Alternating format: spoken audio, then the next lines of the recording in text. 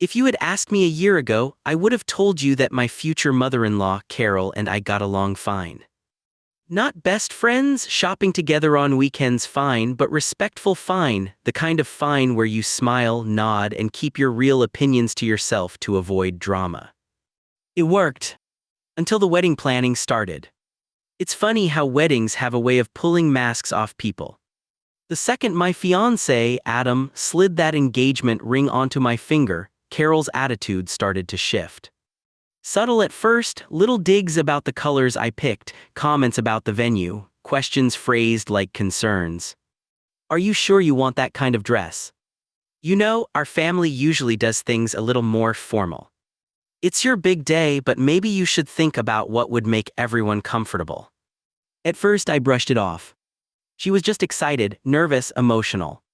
Right. That's what Adam said when I gently brought it up. She's just trying to help, he insisted. She means well. Maybe. But by the time we hit the 6-month mark, it was obvious. Carol didn't just want to be involved, she wanted control. It wasn't just about opinions anymore. She wanted decisions. She wanted the final say. And when she didn't get it, she started getting creative.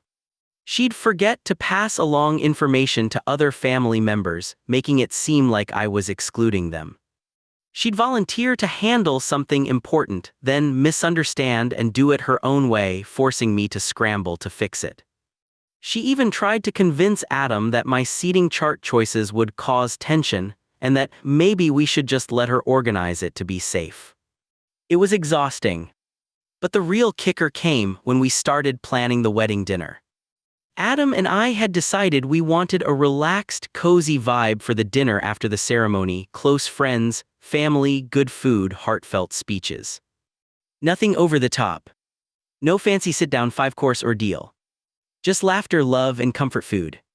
We found the perfect little local restaurant that agreed to close off their back patio for us. They had a warm, rustic menu that felt exactly like what we wanted. Homemade pastas, roasted meats, fresh-baked bread, seasonal salads. It felt right. It felt us. Of course Carol hated it. Oh, it's cute, she said when we told her. You could hear the disappointment dripping off every word.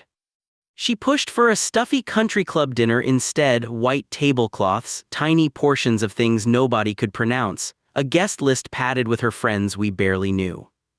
Adam and I stood firm. It was our wedding. Our dinner. We wanted it to feel personal. Carol pasted on her best fake smile, said she understood completely, and backed off. Or so we thought. The first real warning that something was wrong came about 2 weeks before the wedding. I got a call from the restaurant's event manager, a sweet, older woman named Joan who had been helping us organize everything. She sounded confused. Apologetic. Hi, I just wanted to confirm the menu changes you requested. Menu changes. I hadn't requested anything. Joan went on to explain that someone claiming to be organizing on my behalf had called and completely overhauled our dinner menu, replacing everything we picked with upscale, heavy dishes. Gone were the family-style platters and homemade pastas. In their place, oysters, lamb chops, imported cheeses, tiny tasting plates. The kind of menu that screamed country club wedding, not cozy backyard celebration. My blood ran cold. I didn't even have to ask who it was. I knew. Of course it was Carol. It wasn't even about the food anymore. It was about control. It was about showing everyone that this wedding was still her show, no matter what Adam and I wanted. I sat there gripping my phone so hard my fingers hurt, trying to breathe through the rage simmering under my skin. For a split second I thought about confronting her directly, calling her up and tearing into her. But something stopped me. A better idea. A calmer, colder part of me clicked into place. If she wanted to play games, fine. Let's play. But this time I was going to let her trap herself with no way to blame anyone else. After I hung up with Joan, I just sat there for a while, feeling my heart pounding against my ribs. I was angry, of course I was. But more than that, I felt something sharper, something colder building up inside me, determination. Carol had crossed a line. Not a misunderstanding, not a difference of opinion. This was sabotage. And if she thought she could bulldoze over me like that and come out looking like the hero, she was dead wrong. I wasn't going to scream. I wasn't going to throw a tantrum. I wasn't even going to warn her. I was going to let her walk straight into her own disaster, smiling the whole time. First step, I called Joan back. I explained everything calmly, carefully, without letting my voice shake from the anger I still felt under my skin. I told her that the only people authorized to make changes were myself and Adam. No one else. Not my wedding planner, not my coordinator, not my helpful family members. Joan was amazing. She apologized over and over, even though none of this was her fault, and promised that she would lock everything down immediately. No changes without my written approval. No sudden last-minute adjustments or surprises. She would stick to the original menu. Our menu. She even offered to quietly prepare some extra dishes behind the scenes, simple comfort foods, just in case things got weird. I thanked her about 100 times and hung up feeling the tight knot in my chest loosen just a little. Step 2, I told Adam. He was furious when he heard what his mother had tried to pull. He wanted to call her immediately and lay into her, but I stopped him. Let's just wait, I said. Let's see what happens. He looked confused at first, but eventually he nodded. He trusted me. He trusted that I had a plan. And I did. I knew Carol. I knew she wouldn't be able to help herself. She had gone too far, invested too much in her fantasy version of our wedding, to back off now. She would be waiting, excited, smug even, for the moment when all her friends would taste her fancy menu and marvel at how elegant everything was. She would be waiting to see the looks on our faces, me, stunned and helpless, Adam, embarrassed and apologetic. She thought she had staged the perfect ambush. But what she didn't know was that the ground had already shifted under her feet. We didn't say anything to her in the days leading up to the wedding. No angry calls. No suspicious texts. Just polite conversations about flowers and arrival times and weather forecasts. I smiled through every interaction. I made small talk. I let her believe she had won. And it wasn't easy. Every time I heard her cheerful, fake little laugh on the phone, every time she sent some passive-aggressive text about how she hoped everyone would enjoy the special dinner she helped put together, I had to bite my tongue so hard it almost bled. But I held firm. Because I knew the payoff was coming. And when it did, it would be glorious. Meanwhile, Adam and I finalized every little detail with Joan. We made sure the staff knew exactly what was happening, and more importantly, what wasn't. We even decided to add a few fun touches at the last second. Mini comfort food stations scattered around the patio, mac and cheese bites, sliders, hand-tossed salads, warm biscuits dripping with honey butter. Nothing formal. Nothing snobby. Just food made with love. Our food. Our night. The day before the wedding, Carol called me again. She was positively giddy. She went on and on about how excited she was for the dinner, how she had a feeling everyone was going to be blown away. You'll see, she said with a little chuckle. It's all going to come together perfectly. I smiled into the phone, my heart pounding with a mixture of nerves and anticipation. I'm sure it will, I said sweetly. I can't wait to see it all. And I meant it. I really couldn't wait. Because Carol had no idea that the only person walking into a trap was her, and she was about to do it smiling, arms wide open. The morning of the wedding felt like a dream. Not in the cliché fairy tale way, more like I was moving underwater, every sound and color a little too bright, a little too loud. There was excitement, sure. But underneath that, there was also this low, steady buzz of tension, because I knew that somewhere out there, Carol was preparing for what she thought was her big moment. Still, I pushed it out of my mind. I wasn't going to let her ruin even a second of this day for me. Getting ready was a whirlwind of curling irons, makeup brushes, and laughter. My bridesmaids were amazing, calm when I wasn't, funny when I needed it, organized when my brain felt like a cloud of glitter. They kept me grounded. They kept reminding me what mattered. Not the food. Not the opinions. Not the drama. May. Adam. Our future. That was what today was really about. The ceremony itself went off without a hitch. It was simple and beautiful, the way we had dreamed it. When I walked down the aisle and saw Adam's face, the way his eyes lit up, the way his smile wobbled like he was about to cry, all the nerves melted away. Nothing else mattered in that moment. Not Carol. Not her schemes. Not any of it. Just us.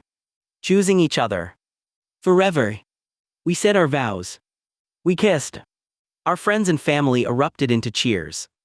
There wasn't a single cloud in the sky. And for a little while, I let myself just bask in the pure, overwhelming happiness of it all. But eventually, the ceremony ended, the photos were taken, and it was time for the dinner. The part I had been quietly, carefully waiting for. We arrived at the restaurant just as the sun was starting to dip low on the horizon, painting the sky in soft golds and pinks. The patio was strung with fairy lights, the tables were simple but beautiful white tablecloths, wildflower centerpieces, soft candles flickering in mason jars. Exactly what we had planned. Guests started to file in, laughing, hugging, buzzing with the warmth of the day. You could feel it in the air, everyone was relaxed, happy, excited to eat and celebrate. Carol swept in a few minutes after us wearing a dress that was just a little too close to white for my liking, but at that point, I was past caring. She was beaming, radiating this smug, self-satisfied energy like a cat who had just knocked a glass off a counter. I caught her giving me a sidelong glance, her lips twitching in a barely hidden smile. She thought she had won. She thought that when the food came out, when the fancy menu was unveiled, everyone would turn to her with admiration and gratitude. Poor Carol. The dinner began with a few speeches, heartfelt, hilarious, tear-jerking moments from our closest friends and family. Adam's best man had everyone roaring with laughter. My maid of honor made us all cry in the best way. And then finally, the servers started bringing out the food. First came the big platters of pasta, steaming and rich with homemade sauce. Then the fresh salads, tossed with bright, crisp veggies. Then baskets of warm, buttery bread. And after that, the mini comfort stations opened up. Mac and cheese bites, little pulled pork sliders, honey-glazed carrots, roasted potatoes. The smell alone was enough to make everyone's stomachs rumble audibly. People started digging in with pure joy, no delicate, stiff formality here. No tiny flavorless bites. Just real food. Food that made you happy to eat. I watched from my seat, smiling behind my champagne glass as Carol's face slowly crumbled. At first she looked confused. Then concerned.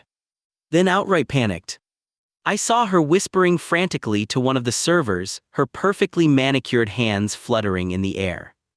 The server shook his head politely, pointed toward the back where Joan was overseeing everything. Carol stormed off, her heels clicking furiously against the stone patio, disappearing into the restaurant. Adam leaned over to me, grinning. Should we place bets on how long before she comes back? I laughed quietly. Not long. And I was right. Maybe 5 minutes later, Carol reappeared, but this time she wasn't smiling. Her cheeks were flushed with anger. Her mouth was set in a tight, furious line. She stalked back to her table and sat down stiffly, her hands clenched in her lap. She didn't touch the food. She didn't make conversation. She just sat there stewing in her own failed plan. Meanwhile, the rest of the dinner was a dream. People went back for seconds and thirds. Kids ran around with breadsticks. Friends toasted us with cheap champagne and full hearts. It was perfect. Because it was ours. And because, for once, Carol was powerless to change it. For a little while after dinner was served, I thought maybe, just maybe, Carol would take the hint. Maybe she would realize she was outmatched. Maybe she would swallow her pride and just quietly stew in her corner without causing a bigger scene. But I should have known better. Carol wasn't the type to lose gracefully. She was the type to double down. Even when the battle was already lost. Especially then. It started small. She kept calling over servers, whispering sharply into their ears, her face getting redder with every polite shake of the head she received. She flagged down Joan twice, trying, I could only assume, to get anyone to switch the menu back to her fancy version. As if Joan was just going to magically produce oysters and imported cheeses out of thin air. When that didn't work, Carol switched tactics. She started going table to table, making little comments, planting seeds. Oh, I just thought there was going to be something a little more upscale. It's fine, I guess, different from what I'm used to, but fine. I tried to arrange something special, but, well, not everyone appreciates elegance. She didn't say my name. She didn't have to. The implication was clear. If the food wasn't up to expectations, it was somehow my fault. Or maybe Adam's. Anyone but hers. It was almost impressive in a twisted way how quickly she shifted from smiling, smug saboteur to passive-aggressive victim when her plan fell apart. But here's the thing. Nobody was buying it. Not a single person. Everywhere I looked, people were laughing, eating, chatting happily with plates piled high. Nobody was frowning over the lack of caviar. Nobody cared that there weren't tiny, overpriced appetizers being passed around. They were full. They were happy. They were celebrating. And if anyone noticed Carol's sour expressions or her thinly veiled jabs, they didn't say anything. They just smiled politely, nodded, and went back to enjoying themselves. In fact, the only thing Carol's little campaign achieved was making herself look ridiculous. At one point, I caught my Aunt Jo, a woman with absolutely no filter, turning to Carol after one of her comments and saying loudly, "Well, I think it's wonderful. It's a wedding, not a black tie funeral." There was a pause, a ripple of laughter through the tables nearby, and Carol's face turned a shade of purple I didn't know human skin could achieve. She muttered something under her breath and stormed back to her seat, defeated again. Adam caught my eye across the patio and gave me the tiniest wink. I smiled back, feeling a slow, steady warmth bloom in my chest. This was it. This was the moment I realized. We had built something stronger than her sabotage. Stronger than her bitterness. Stronger than her control. We had built us. The rest of the evening was everything we had dreamed. After dinner, there was dancing under the fairy lights, shoes kicked off, ties loosened. Kids ran around with sparklers. Old friends hugged like no time had passed. New friends became old ones in the space of a song. It wasn't fancy. It wasn't perfect. It was real. And it was ours. Carol stayed for a little while longer, sulking in the background. Eventually, she slipped away early, probably figuring she had endured enough humiliation for one night. I didn't miss her. I didn't even feel angry anymore. Just relieved. Relieved that she had shown everyone exactly who she was, without me having to say a single word. Relieved that she had dug her own grave, climbed into it, and pulled the dirt down on top of herself. And most of all, relieved that I had stuck to my plan. No screaming matches. No public blow-ups. No ugly scenes. Just quiet, calm, relentless truth. And the truth had spoken louder than any confrontation ever could. That night, as Adam and I drove away from the restaurant, Ken's rattling behind the car, my hand curled around his and my heart so full it hurt, I knew one thing for certain. We had won. Not just the battle. Not just the wedding. We had won the future. Together. Without her. You always hear about a honeymoon period after a wedding, that first stretch of time where everything feels shiny and new and invincible. I wasn't naive enough to think everything would be perfect forever, but I'll be honest, those first few weeks were some of the happiest days of my life. Adam and I settled into our new rhythm like we were made for it. Mornings were slow and sweet. Evenings were filled with laughter and takeout, and planning our little future together. We were partners in every sense of the word, building a life we were proud of brick by brick. And Carol was quiet. Suspiciously quiet. For about 3 weeks after the wedding, there were no calls. No texts. No passive-aggressive emails or accidental voicemails. Nothing. Part of me wondered if maybe she had finally gotten the message. Maybe she had realized that the world didn't spin around her wants and needs. Maybe she had decided to back off and let us live our lives without her constant interference. It was wishful thinking. I knew it. But it was a nice fantasy while it lasted. The first crack appeared when Adam got a call from her one Sunday afternoon. He was on the couch, half watching a football game when his phone buzzed. He glanced at the screen, sighed, and answered. I muted the TV, pretending not to listen. But of course I listened. Every word. Carol was crying. Not sobbing, but doing that high-pitched, shaky breathing thing she did whenever she wanted to sound vulnerable. She missed us, she said. She felt iced out. She just wanted to be included. Was that so wrong? Couldn't we all just move past the wedding drama and be a family again? Adam, bless him, stayed calm. He told her he loved her, but he also told her the truth. Her behavior had consequences.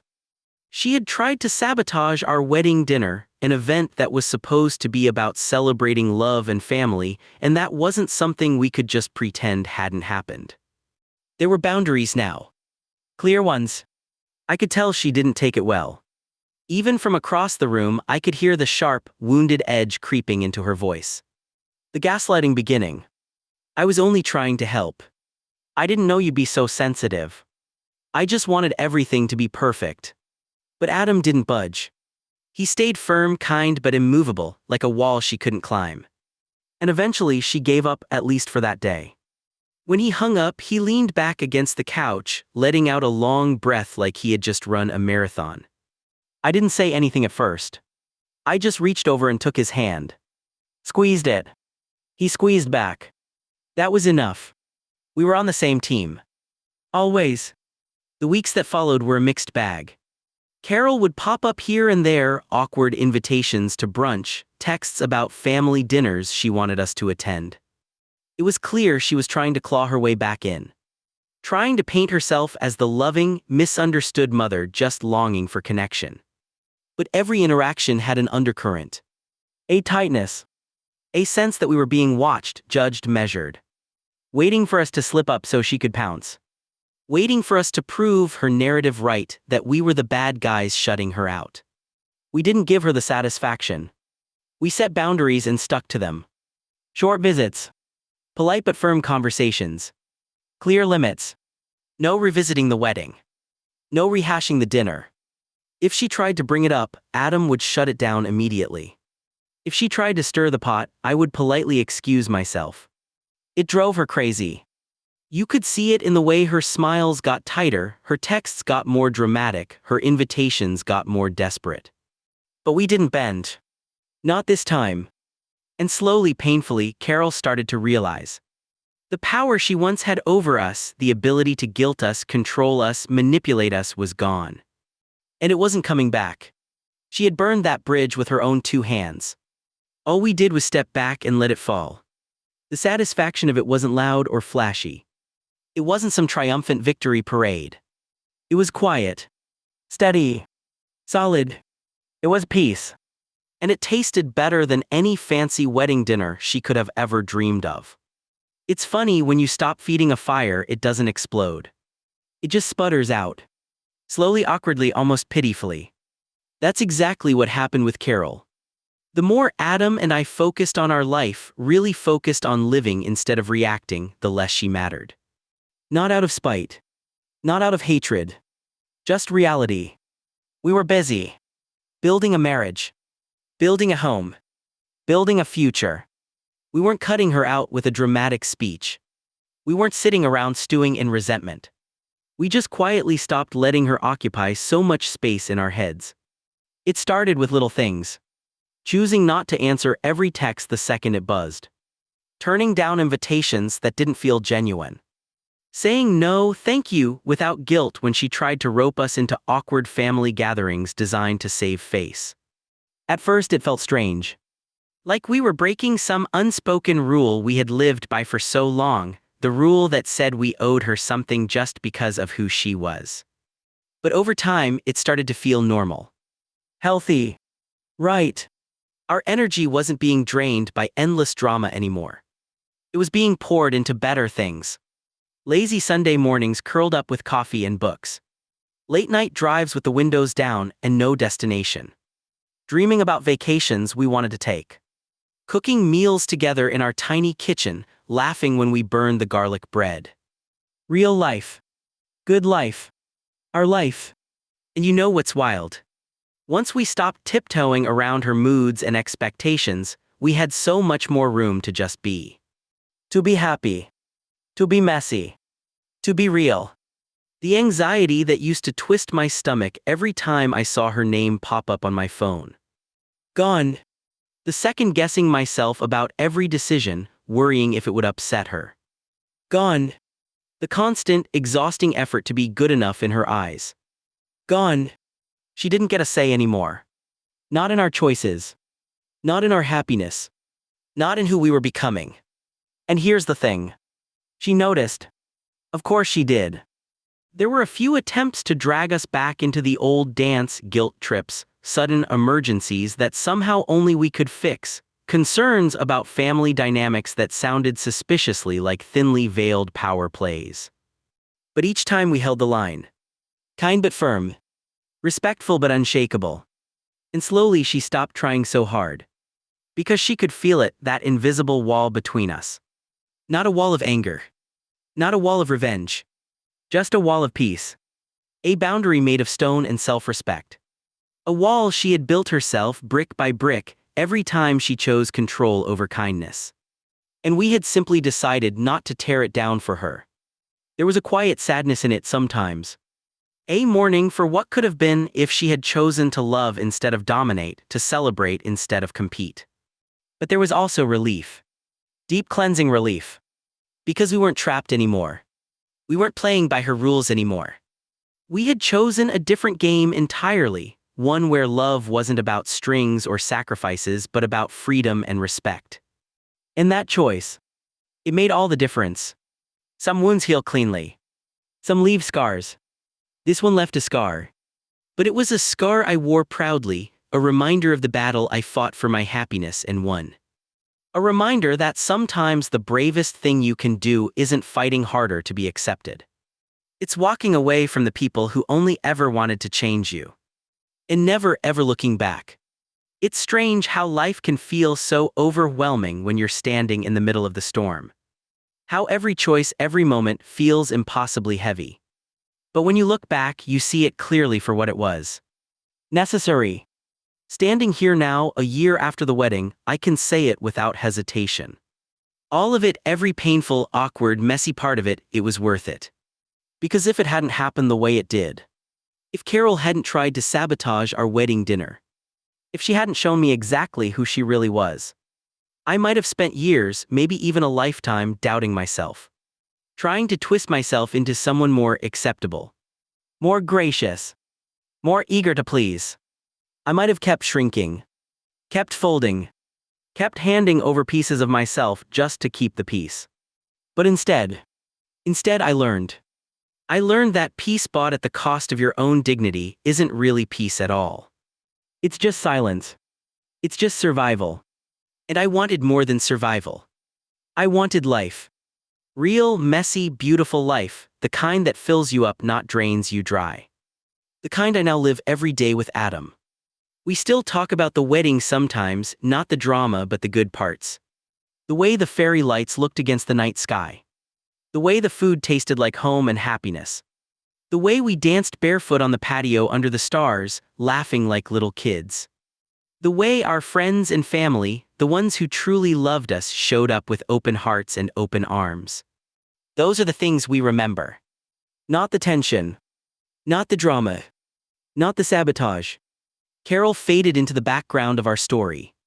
Not erased, no, the past is the past. But she's not the main character anymore. She's not even a major character. She's just a footnote. A lesson. A reminder. That we are the authors of our own lives. That nobody else gets to hold the pen. And in a strange way, I'm grateful to her for that. Because without her attempts to control and sabotage, without her pushing so hard, I might not have realized how strong I could be when it really mattered. I might not have realized that kindness doesn't mean letting people walk all over you. That love without respect is just manipulation wearing a mask. She taught me that. Not the way she intended. But she taught me all the same. And for that I thank her. Quietly. Privately. Without needing her to know. Because real growth doesn't need an audience. Real strength doesn't need applause. It just is. Solid. Steady. Unshakable. Just like the life Adam and I are building. Day by day, hand in hand. Smiling, laughing, living. Completely and unapologetically on our own terms. The way it was always meant to be.